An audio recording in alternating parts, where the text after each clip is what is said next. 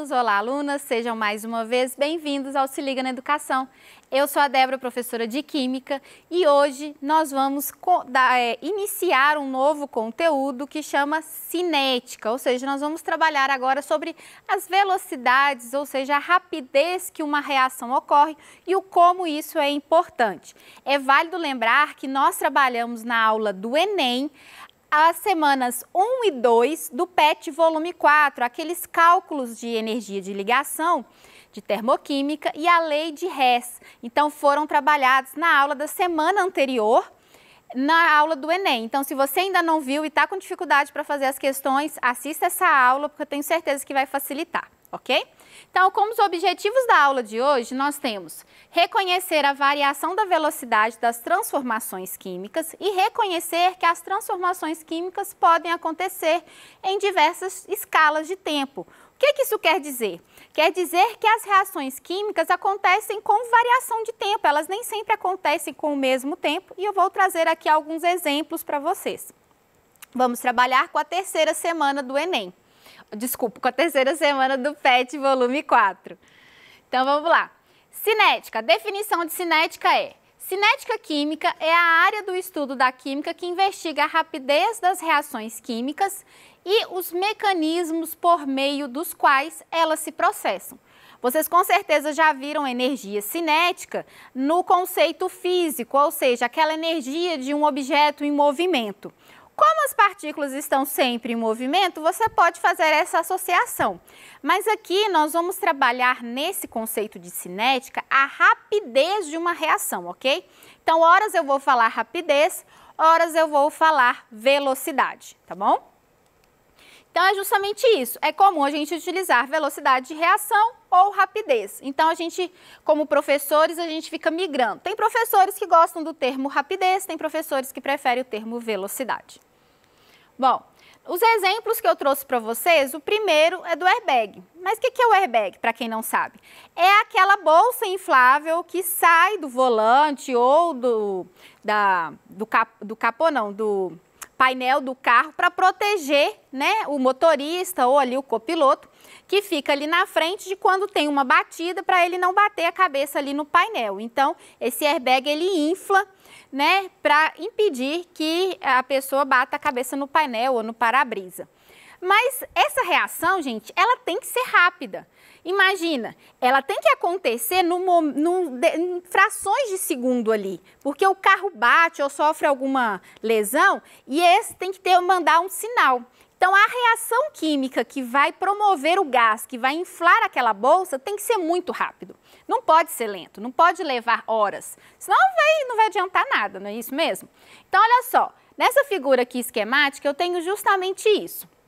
Eu tenho esse sensor de impacto que fica na frente do carro e ele envia um sinal térmico para um determinado recipiente, que é um sistema aonde vai inflar ali a bolsa do airbag. Ali dentro vão acontecer 3 reações químicas. A primeira e a segunda para a formação acelerada do gás.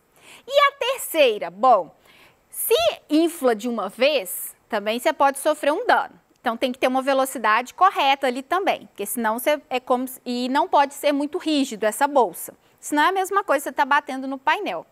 Então, e depois ele tem que esvaziar, porque a pessoa tem que sair dali do carro, certo? Então, essa terceira reação é para consumir o gás formado, né, das 2 primeiras, para conseguir, então, diminuir ali o volume dessa bolsa. Então, observe que tudo isso tem que acontecer de uma forma muito dinâmica, que é justamente essas reações químicas que acontecem ali. Um exemplo de reação lenta, ferrugem. A formação de ferrugem é uma reação lenta. Apesar de você conseguir visualizar ela e você conseguir ver, ela é um tipo de reação razoavelmente lenta. E ela é uma reação que nós queremos evitar, certo? Principalmente quem mora à beira-mar, quem mora em regiões onde tem lagoas, lagos, normalmente você quer evitar. Então, você emprega uma tecnologia, algum tipo de conhecimento para impedir a ferrugem de armações, carros, enfim, de todas essas estruturas que nós usamos com ferro metálico. E ainda nós temos ainda como um terceiro exemplo a reação química que acontece nas frutas. Que, infelizmente, isso. Então, a reação que acontece com as frutas. Então, olha só, pensa o seguinte, imagina que você é um produtor e você quer exportar, quer enviar essas frutas para outro estado. Você produz uma determinada quantidade de frutas aqui em Minas e você quer mandar isso lá para o Nordeste. O amadurecimento da fruta, ele não é uma velocidade tão rápida como o que acontece no airbag. Nós sabemos disso, leva alguns dias. Porém, você precisa, se você tem a ideia de levar essa fruta para um outro estado, que vai levar muitos dias até chegar lá, você precisa pensar em uma forma de retardar essas reações que vão promover o amadurecimento da fruta. Agora, imagina se você envia isso para outro continente.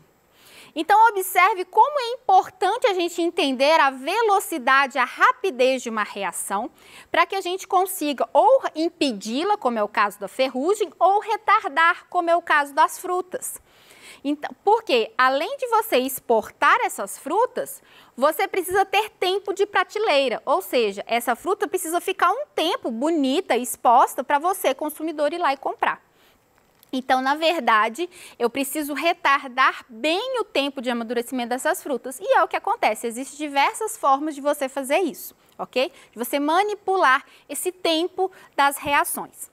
Como um quarto exemplo, eu trouxe para vocês o ozônio. O ozônio que ficou aí tão famoso nesse período de pandemia. Nós vamos falar, afinal de contas. Tem gente que acha que o ozônio só existe na camada de ozônio. Não existe ozônio aqui na nossa região e, na verdade, existe. Nós vamos falar um pouquinho dele, ok? Então, o ozônio, ele é o oxigênio, né? É uma molécula composta por 3 oxigênios. Ele está em sua maior concentração na estratosfera, que é onde tem aquela camada protetora da Terra, que vai impedir, então, a radiação solar de chegar direto à nossa Terra. Então, é justamente uma reação de decomposição que impede que os raios ultravioletas cheguem aqui na Terra e prejudiquem. E se vocês não sabem, os raios ultravioletas, eles têm poder de penetração maiores e eles são ionizantes, ou seja, eles podem modificar, então, o DNA da sua célula, o que quer dizer, com isso, que pode causar câncer, ok? O raio UV, que está lá em cima na estratosfera, que acontece a degradação do ozônio, não é o mesmo UV que nós temos aqui nos nossos dias ensolarados, ok? É diferente, esse tem uma radiação mais forte, mais potente. Bom, então como que acontece essa proteção, essa camada de ozônio, afinal de contas?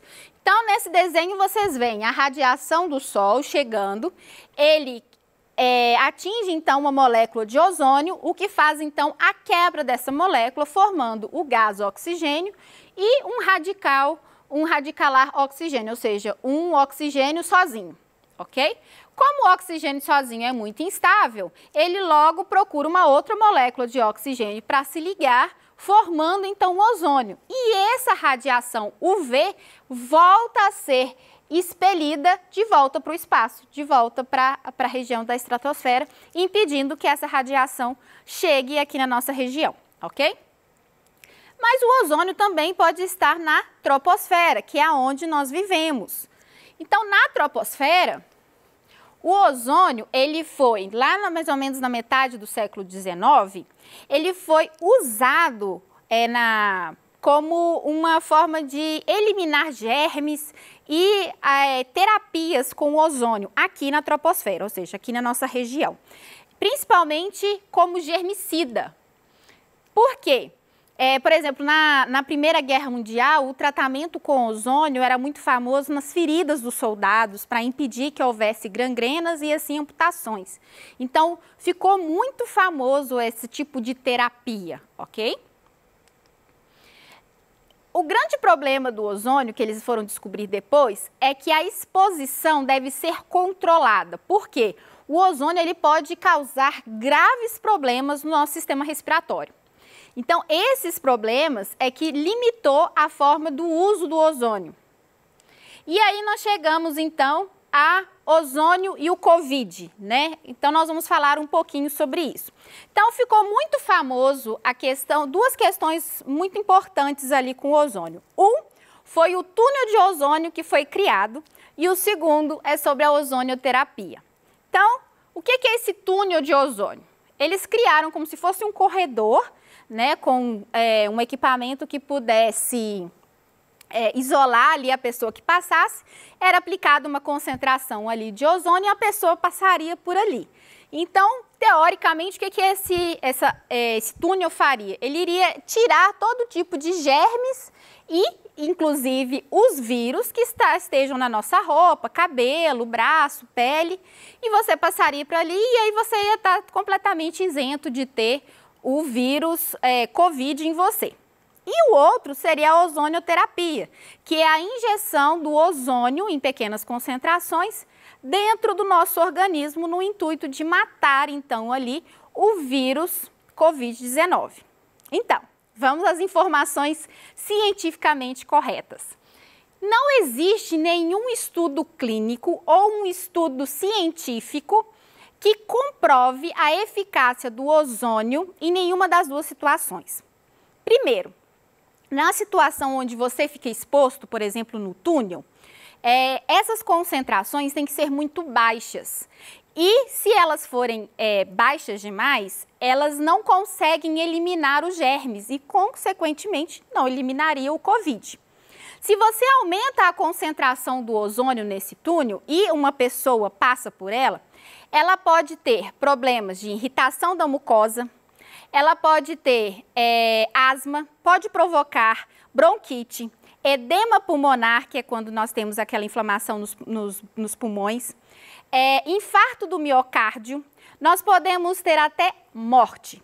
Então, altas concentrações de ozônio hoje são aplicados para limpar laboratórios, hospitais, mas o ser humano não pode ficar nesse local enquanto tem essa alta concentração. Ok?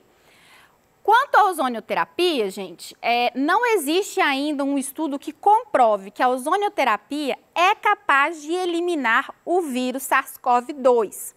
Para vocês terem uma ideia, em 1980, esse tratamento foi muito comum no uso das pessoas que tinham AIDS. E alguns chegaram a falar que estavam curados da AIDS por essa terapia. Estudos clínicos mais tarde mostraram que, na verdade, não havia relação ali entre a ozonioterapia ser capaz de eliminar o vírus HIV de um ser humano. Então, essa ideia caiu por terra. Ok? Então, o que o Ministério da Saúde tem a dizer sobre isso? Então, na página do Ministério da Saúde, eles colocaram ali umas informações e eles concluíram que não é benéfico a indicação do tratamento por ozonioterapia, tá? Na eliminação do vírus SARS-CoV-2, ou seja, no caso da Covid-19. Não existe nenhum estudo que comprove que as concentrações usuais hoje sejam capazes de eliminar o vírus. Então, olha só que interessante. Olha como o ozônio é extremamente importante no nosso dia. Como que tem tantas informações a respeito. Imagina se o ozônio levasse milhões de anos para ser formado. Ou se a sua degradação fosse muito mais lenta do que realmente é. Então, estudar as reações e as suas velocidades é muito importante. E isso reflete no nosso dia a dia, nas tecnologias que nós usamos. Então, eu vou considerar aqui para vocês essa equação. Então, eu tenho a amônia sendo degradada. Com o passar do tempo, ou seja, no primeiro momento eu tenho só amônia, não tenho os produtos. Com o passar do tempo, o que vai acontecer? Ela vai se degradar, ela vai se quebrar as ligações e vai formar, então, o gás nitrogênio e o gás hidrogênio. Eu trouxe aqui um gráfico para mostrar para vocês justamente essa variação da concentração da amônia com o passar do tempo. Então, olha só, depois de 1 hora, de 8 mols por litro, ela passa a ter 4 mols por litro. Depois de 2 horas, ela passa para 2 mols por litro. E depois de 3 horas, ela passa para 1 mol por litro. Então, observe que a concentração de amônia vai diminuindo. Exatamente isso que acontece. Então, numa reação química, os meus reagentes, eles vão diminuindo a sua concentração, enquanto que os produtos, eles serão então formados, logo a sua concentração vai aumentar. Então, graficamente, você teria a reação, os reagentes com as suas concentrações diminuindo, enquanto que os produtos começariam do zero, no instante zero, e a partir de uma fração de segundo, nós temos então a formação dos produtos. É válido lembrar que tudo isso acontece dentro de um mesmo recipiente, gente. Ou seja, eu não tenho um frasco para o reagente e um frasco para o produto. Ou dentro do mesmo frasco fica dividido, para um lado reagente e para um lado produto. Não. Dentro de um local onde está acontecendo a reação, está tudo acontecendo junto, ok?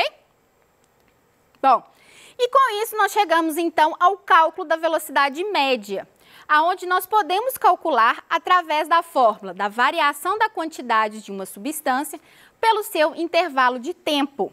Lembrando que essa variação tem que estar em módulo, ou seja, ela sempre vai dar um valor positivo, porque não existe velocidade negativa, gente.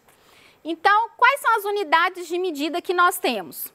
Nós temos, então, para a quantidade, essa variação da quantidade, eu posso usar grama, eu posso usar mol, eu posso usar concentração mol por litro, enquanto que a variação do tempo pode ser segundos, minutos, horas ou até mesmo anos. Bom, então vamos calcular então a velocidade média do consumo da amônia, referente nesse gráfico, no tempo de 0 segundos, ou seja, no início quando começou a reação, até as 3 horas. Usando a fórmula, lembrando que o delta é sempre final menos inicial. Então nós vamos usar a concentração final, que foi 1 mol por litro, menos a concentração inicial, que foi 8 mols por litro. E a variação de tempo, que foi de 3 horas finais, menos a inicial, que foi 0 hora. Então, com isso, nós chegamos ao resultado de 2,33 mol por litro por hora. Então, a velocidade média, eu tenho o valor da minha concentração e também a unidade de medida de tempo. É importante vocês pensarem nisso, ok? Então, vamos lá. Existe uma outra forma de você calcular a velocidade, usando a estequiometria. Então, nesse exemplo aqui que eu trouxe para vocês, eu tenho aqui A e B, Azão e Bzão, são os reagentes, Czão aqui formando o produto. A, B e C seriam os coeficientes estequiométricos no quais eu multiplico, então, essas substâncias. Ok? E qual relação que eu vou ter? A velocidade média de uma reação vai ser sempre a velocidade média do meu reagente dividido pelo seu coeficiente estequiométrico. E isso tem que ser igual à velocidade média do outro reagente dividido por aquele coeficiente estequiométrico, que tem que se igualar à velocidade média do meu produto dividido pelo seu coeficiente estequiométrico também. Então, vamos considerar, então, a reação agora de síntese da amônia. Agora eu estou formando a amônia a partir dos demais gases. Então, como que seria essa velocidade de reação? Se eu tiver a velocidade de um desses reagentes, eu consigo calcular, então, a dos demais. Então, vamos pensar na seguinte situação. Imagine a velocidade de consumo do gás N2 sendo 0,6 mol por minuto. Calcule a massa do NH3 formada em 10 minutos, ok? E ele me dá a massa molar. Então, a primeira dica que eu dou para vocês é anotem todos os dados que vocês têm, ok? Então, vamos pensar o seguinte. Se eu tenho, aqui eu tenho a equação balanceada, se eu tenho a velocidade de N2, eu consigo achar a velocidade da amônia. Então, aqui eu tenho a velocidade e vou achar a velocidade da amônia. Então, a velocidade da amônia é 0,6 mols vezes 2. Isolando ali a velocidade da amônia. Isso vai me dar um valor de 1,2 mol por minuto. Só que o exercício quer a massa de amônia em 10 minutos. Bom, se eu tenho 1,2 mols a cada 1 minuto, em 10 minutos eu terei X. Então, eu vou ter ali 12 mols formando a cada 10 minutos. E como que eu vou saber qual que é a massa de 12 mols? Usando a massa molar. Então, pela massa molar, eu sei que 1 mol equivale a 17 gramas. Logo, se eu tenho 12 mols, eu tenho um valor de M. Então, M para mim vai ser 204 gramas, ok? Então, gente, com isso nós finalizamos a nossa aula. Eu sei que parecem muitas informações agora, mas tentem refazer esses 2 exemplos que eu passei para vocês de cálculo de velocidade média e com isso vocês tentam realizar então as atividades ali no PET. Qualquer dúvida, mande para os nossos canais de atendimento que vamos ficar felizes em responder vocês no nosso momento de Tira Dúvidas. No mais, um grande abraço virtual e até mais!